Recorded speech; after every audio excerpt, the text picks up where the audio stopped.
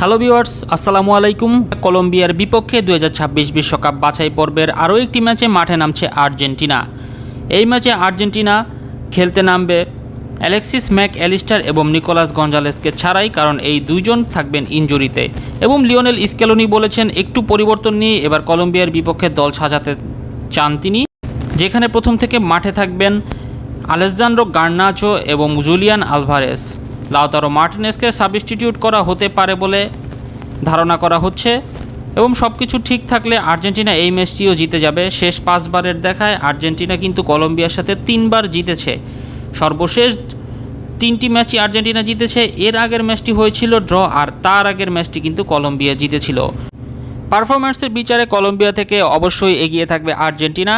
এবং এই ম্যাচে আর্জেন্টিনার হয়ে মাঠে নামছেন Julian Alvarez, Alejandro Garnacho, Lautaro Martinez. স্কোয়াডে থাকছেন কিন্তু পাওলো দিবালা, গোলকিপার হিসেবে আগের মতো এমি মার্টিনেজ। ডিফেন্স এবং মিডফিল্ডে কিন্তু বিশেষ কোনো পরিবর্তন আর্জেন্টিনার থাকছে না, আগের মতো যারা ছিল তারাই থাকছে। বাংলাদেশ সময় আজ রাত 2:30 মাঠে নামছে আর্জেন্টিনা এবং কলম্বিয়া। সো ভিউয়ার্স, এই ছিল ভিডিও ভালো লাগলে দ্রুত ভিডিওতে লাইক করে দিন এবং আর্জেন্টিনার যাবতীয় খোঁজ খবর পেতে এবং খেলার আপডেটগুলো জানতে বিডি আর্জেন্টিনা ক্লাব ইউটিউব চ্যানেলটি এখনই সাবস্ক্রাইব করে ফেলুন।